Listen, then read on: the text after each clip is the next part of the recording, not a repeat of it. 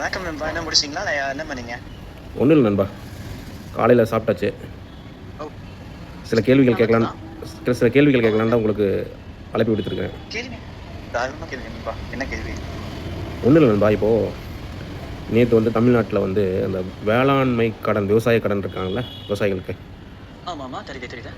அதுக்கு எவ்வளோ அமௌண்ட்டு எந்தெந்த விவசாயிகளுக்கு எப்படியெல்லாம் கடன் தள்ளுபடி பண்ணிக்கிறாங்க, அது கொஞ்சம் சில விவசாயிகளுக்கு புரியாமையே இருக்குது.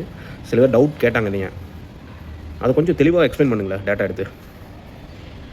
புரியுது. கொஞ்சம் தெளிவா கேட்கலாமே. அர்த்தம் புரிஞ்ச மாரி. சரி, நான் சரியான நேரத்துல நான் சொல்றேன்.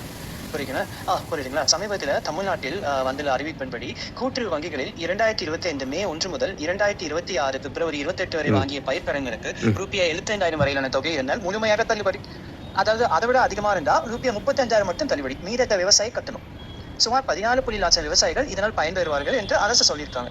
உங்களுக்கு எது பகுதி குழப்பமா இருக்கு? யார் தகுதி, எது சிறு விவசாயி, பெரிய விவசாயின்னு எது எப்படி தீர்மானிக்கிறாங்க? இல்ல எங்க பட்டியல் பார்க்கணும் போல இருக்கா? நீங்க எதை தெரிஞ்சுக்கணும்னு சொல்லுங்க. நான் அதை பொறுத்து தெளிவாக சொல்லிக்கிறேன். இல்லை, இப்போ பொதுவாகவே விவசாயிகள் வந்து ஒரு 1.5 lakhs வாங்கியிருக்கோம், 2 lakhs வாங்கியிருக்கோம், 3 lakhs வாங்கியிருக்கிறோம்னு நிறையா சொல்கிறாங்க. ஓகேவா? ஸோ அதனால் வந்து ஸ்லாப் வைஸ் அவங்களுக்கு எவ்வளோ வாங்கியிருக்காங்க, எவ்வளோ தள்ளுபடி ஆகும்? சரி, புரியுது. அதை பார்க்குறேன். ஒரு விஷயம் தெளிவா சொன்னோம். தற்போது அறிவிப்பில் ஸ்லாப் மாதிரி உயர்ந்து போகும் முறை இல்லை. எளிமையாக சொன்னோம். 17,000 வரை எடுத்திருந்தால் அந்த தொகை முழுவதும் தள்ளுபடி. 75,000க்கு மேல் இருந்தால் கடன் எவ்வளவு இருந்தாலும் 35,000 மட்டும்தான் தள்ளுபடி. வேறு வார்த்தையில சொல்ல போனா 2 லட்சம் 3 லட்சம் மாதிரி பெரிய தொகை எடுத்திருந்தாலும் 35,000 மட்டுமே தள்ளுபடி கிடைக்கும். மீதியே விவசாயி தான் கட்டணும். ஓகே, ஒரு கஸ்டமர் வந்து ஒரு விவசாயி வந்து 78,000 ரூபாய் எடுத்திருக்காரு. அவருக்கு எவ்வளவு தள்ளுபடி? 28,000. அப்போ வந்து 35,000 மட்டும்தான் தள்ளுபடி. மீதி 43,000 அவர் கட்டணும். என்ன தலைவர், ஒரு 3,000 ரூபாய் அதிகமாக தான் இருக்கு. இல்லை, 76,000 எடுத்திருக்காருன்னு வச்சுக்கலாம், அது எவ்வளோ தள்ளுபடி சொல்லுங்கள். ஒரு நிமிஷம். ஆமாப்பா, சற்று ஒற்றை 1000 ரூபாய் வித்தியாசம் கூட பெரிய மாற்றத்தை உண்டாக்குது. அதான் இப்போ இருக்கு விதிமுறை. 75,000 இருந்தா முழு தள்ளுபடி. ஆனா 76,000 வந்து விட்டா 35,000 மட்டும்தான் தள்ளுபடி. மீதி 41,000 கட்டணும். இது நியாயமா இல்லையான்ற கேள்வி பலருக்கும் இருக்கிறது. ஆனா அறிவிப்பின் எழுத்து விதி இதுதான்.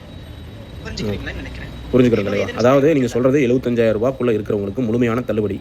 75,001 ரூபாய் இருந்தாலும் அவங்களுக்கு 35,000 தான் தள்ளுபடி, எவ்வளோ இருந்தாலும் சரி. கரெக்டா? ஆமாம், அதேதான். அப்படிதான் இப்போ அறிவிப்பில் சொல்றாங்க. தற்போதைய விதிமுறை அப்படிதான் அமைஞ்சிருக்கு.